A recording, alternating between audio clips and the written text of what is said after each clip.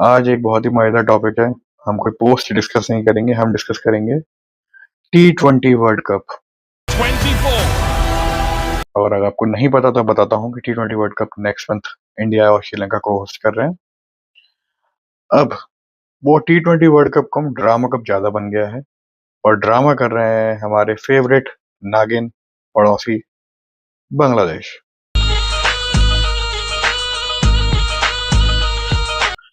तो थोड़ी back story सुन लीजिए। बैक स्टोरी ये है कि 24 में बांग्लादेश के अंदर एक एंटी रिजीम प्रोटेस्ट होते हैं, इतने वायलेंट होते हैं कि उनकी जो प्राइम मिनिस्टर होती है शेख हसीना, उनको वहां से एयरलिफ्ट कराना पड़ता है और वो आज की डेट में किसी अननोन प्लेस में दिल्ली में एग्जाइल में रह रही हैं। अब तब से इंडिया और बांग्लादेश के बीच में काफी ज्यादा टेंशन्स हैं। ऐसा समझ लीजिए कि इंडिया बांग्लादेश की जो रिलेशनशिप है बहुत ही लोएस्ट लेवल पे है अपने। और ये तब है जब इंडिया वाज द कंट्री जिसकी वजह से बांग्लादेश एग्जिस्ट करता है।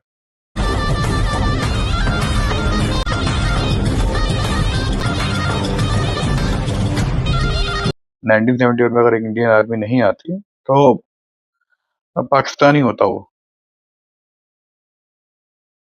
और अगर किसी को नहीं पता है कि बांग्लादेश की क्या हालत थी उस टाइम पे, तो वो एक बार ऑपरेशन जो सर्च लाइट जो पाकिस्तान आर्मी ने किया था 1971 में, उसके ऊपर थोड़ा सा रिसर्च कर ले, आपको पता चलेगा बांग्लादेशियों की क्या हालत की थी पाकिस्तान आर्मी ने। तो एनीवेज, आज की डेट में बांग्लादेश और पाकिस्तान भाई भाई हैं। और अगर आप सोचो तो पाकिस्तान आर्मी ने जो किया था इन लोगों के साथ, तो वाकई में ये लोग भाई ही होंगे। कर रहा है यार तू? मतलब मजाक है क्या? एनीवेज, तो होता ही है। अच्छा, ये कंट्रोवर्सी, रिसेंट कंट्रोवर्सी कैसे स्टार्ट हुई? इंडिया और बांग्लादेश की तो हालत खराब चल ही रही थी। दिसंबर में आईपीएल का ऑक्शन होता है। मुस्तफिजुर रहमान को ऑक्शन में बाय करती है KKR, I think 9 crore rupees में, इंडियन रुपीस।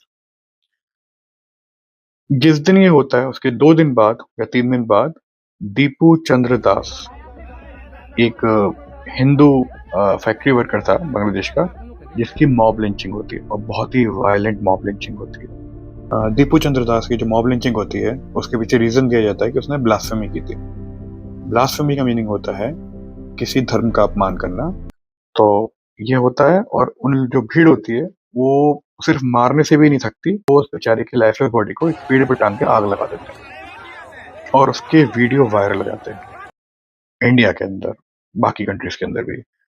इंडिया में उसके अगेंस्ट अच्छा खासा एक प्रोटेस्ट आता है और इंडियंस जो होते हैं, मैं मतलब पॉलिटिकल लेवल पे भी काफी लोग वो करते हैं कि यार तुम ऐसे टाइम पे कैसे किसी बांग्लादेशी को यहाँ पे ला सकते हो जब वो वहां पे ऐसा जुल्म हो रहा है अपनी माइनॉरिटी के ऊपर।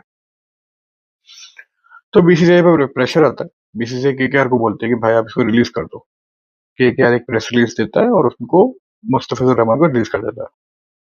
और बांग्लादेश वाले इसको अपनी इज्जत पे ले लेते हैं। वो बोलते हैं कि यार तुमने तो हमारी बेइज्जती कर दी, जो कि टेक्निकली करी थी। गजब बेइज्जती है। बट कहीं ना कहीं आप सोचोगे तो मुस्तफिजुर रहमान की इसमें कोई गलती नहीं थी। और मुझे ऐसा लगता है कि बीसीसीआई थोड़ा बेटर हैंडल कर सकता था, या तो ऐसा भी कर सकता था कि पहले से ही बोल देता फ्रेंचाइजीज को कि भाई आप जो है ना किसी को उसको किसी बांग्लादेशी प्लेयर को बिड मत करना। हमने सेम चीज 2009 में की थी और 2008 में जब मुंबई में अटैक होता है पाकिस्तान के जो टेररिस्ट करते हैं, उसके बाद नेक्स्ट ईयर जब ऑक्शंस होते हैं तो बीसीसीआई ने फ्रेंचाइजीज को पहले ही बोल दिया था कि आप किसी पाकिस्तानी प्लेयर को पे बिड नहीं करेंगे। और होता है उस तब से आज तक का दिन है, हम किसी पाकिस्तानी प्लेयर को आईपीएल में खेलना अलाउ नहीं करते। ठीक है, सेम चीज बांग्लादेश के साथ भी किया जा सकता था इंस्टेड ऑफ ये पब्लिक आपने जो किया। अब बांग्लादेश इस बात पे बिदक गया। मेरे साथ अन्याय हुआ है, मेरे साथ अन्याय हुआ है। वो बोलता है कि भाई ऐसा है तो फिर तो हम इंडिया नहीं आएंगे खेलने, हमारे मैच श्रीलंका में करा दो। प्रॉब्लम ये है कि बांग्लादेश ना इंडिया है, ना ऑस्ट्रेलिया है, ना इंग्लैंड है, और तो छोड़ो वो पाकिस्तान भी नहीं है। मैं गरीब हूँ, मैं गरीब हूँ। तो उसकी बात क्यों सुनी जाएगी? और अगर जेन्युइन कंसर्न होते ना तो हम मान भी सकते थे कि भाई वाकई में उनके ऊपर अटैक के चांसेस हों, ठीक है, जो कि नहीं है। आईसीसी अपने जो उनके थ्रेट परसेप्शन कमिटीज होती हैं, ग्रुप्स होते हैं, उनको भेजती है। वो बोलते हैं नहीं नहीं यार, आपका जो पूरा जो थ्रेट परसेप्शन है इंडिया में अगेंस्ट बांग्लादेश, वो लो टू मीडियम, जो कि जनरली रहता है, इससे नीचे तो कभी होता ही नहीं। बांग्लादेश बोलता है नहीं नहीं नहीं, हम तो नहीं आएंगे इंडिया, हमारे मैच अच्छा शिफ्ट करो वरना हम बॉयकॉट कर देंगे। आईसीसी बोलता है ठीक है। अब आईसीसी की मीटिंग होती है कुछ दिन पहले। वो बोलता है भाई बताओ क्या करना है। बांग्लादेश के जो चेयरपर्सन है बीसीबी, बांग्लादेश क्रिकेट बोर्ड के, बुलबुल, वो बोलते हैं कि वो बोलते हैं कि भाई हमारी गवर्नमेंट का तो यही स्टैंड है कि हम इंडिया नहीं जाएंगे, तो हम तो तभी खेल सकते हैं, आप हमारी मैच श्रीलंका फिक्स कर दो। और वो बोलते हैं सबसे सिंपल तरीका है कि आप मुझे आयरलैंड से ग्रुप सेव कर दो। आयरलैंड बोलता है कि नहीं हम तो नहीं चाह करवा रहे सब। श्रीलंका बोलता है भाई हमें नहीं चाहिए, तुम वहीं रहो, हमारा जो हमने इंतजाम करने थे हम कर चुके हैं, हम तुमको नहीं चाहते यहाँ पे आना।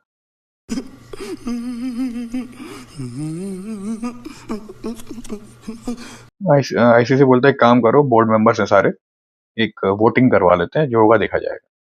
वोटिंग होती है, 14-2 का रिजल्ट आता है। 14 फेवर में आते हैं कि आपका कोई स्केड्यूल चेंज नहीं होगा, यानी बांग्लादेश को मैच अपने इंडिया में ही खेलने पड़ेंगे। और 2 वोट, जिनमें से एक तो बांग्लादेश और दूसरा उनका नया भाई पाकिस्तान, वो वोट करते हैं। अब बेइज्जती हो जाती है। आईसीसी बोलता है देख भाई, ये वोट आ चुका है, अब तू देख ले, बता दे, खेलना है खेल, नहीं खेलना बता दे, हम किसी और टीम को बुला लेंगे, चांसेस है कि स्कॉटलैंड को बुला लें। हमारे यहाँ ऐसा ही होता है। बोलते हैं हम ठीक है, तो मैं 24 घंटे दो या 48 घंटे दो, हम अपनी गवर्नमेंट से बात करते हैं।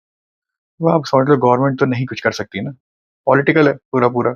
गवर्नमेंट ने अगर मान लिया कि भाई इंडिया में जाके खेल लो, तो अभी उनके चुनाव होने हैं, फैब में ही होने हैं शायद बांग्लादेश में, सब बेकार हो जाएगा। मैं बोला नहीं नहीं नहीं जाएंगे। अच्छा मैं आपको बता दूं, बांग्लादेश के जो प्लेयर्स हैं वो खेलना चाहते हैं, और कोई भी खेलना चाहेगा यार, वर्ल्ड कप है, बट क्या कर सकते हैं।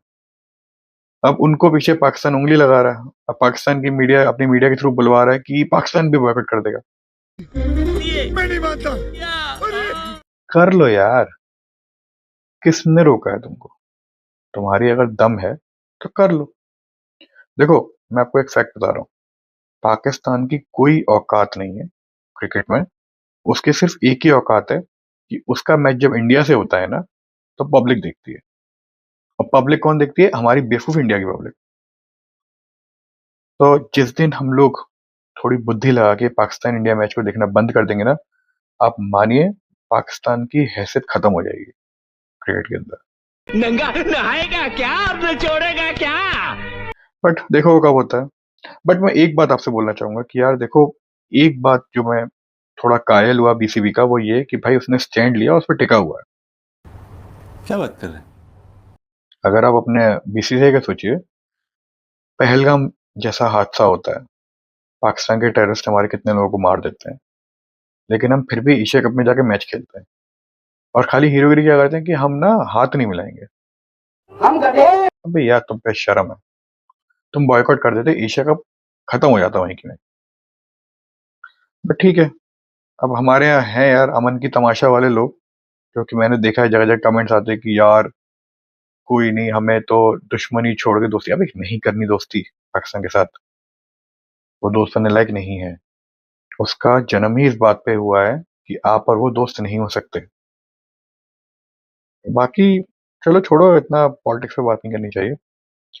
पॉइंट ये है कि तमाशा चल रहा है, ड्रामा कप चल रहा है। देखते हैं कुछ दिनों में रिजल्ट आएगा ड्रामा कप का, क्या होता है। हो सकता है जब तक मैं वोट करूं तब तक पता ही चल जाए कि नागिन डांस होगा कि नहीं होगा। और नागिन डांस छोड़ो, हमारे जो हरामखोर पड़ोसी हैं वो खेलेंगे कि नहीं खेलेंगे? जितना मुझे लगता है वो खेलेंगे यार, उनका उनको थूक के चाटने की आदत है। एशिया कप में भी उन्होंने बोला था कि हम नहीं आएंगे नहीं आएंगे, जब तक मैच रेफरी माफी नहीं मांगता। मैच रेफरी ने माफी वाफी कुछ नहीं मांगी, वो 1 घंटे मैच लेट चलो, वो मैच खेले। उन्होंने जबरदस्ती का एक वीडियो, म्यूटेड वीडियो डाल दिया कि नहीं नहीं देखो माफी मांगी थी। अब मैं मैच रेफरी ने बोला मैंने कोई माफी वाफी नहीं मांगी है। देख रहे हो, देख रहे हो ना स्ट्रेटेजी, देख रहे हो। वो अपना सोशल मीडिया पे ही फर्जी फर्जी नैरेटिव चला सकते हैं, सच्चाई तो उनकी हमेशा अलग ही रहती है। तो चलिए देखते हैं कुछ दिनों में क्या तमाशा होता है। T20 वर्ल्ड कप कम ड्रामा कप अगले महीने से चालू होगा, देखते हैं। टाटा खत्म, खेल खत्म, खेल खत्म बेटा।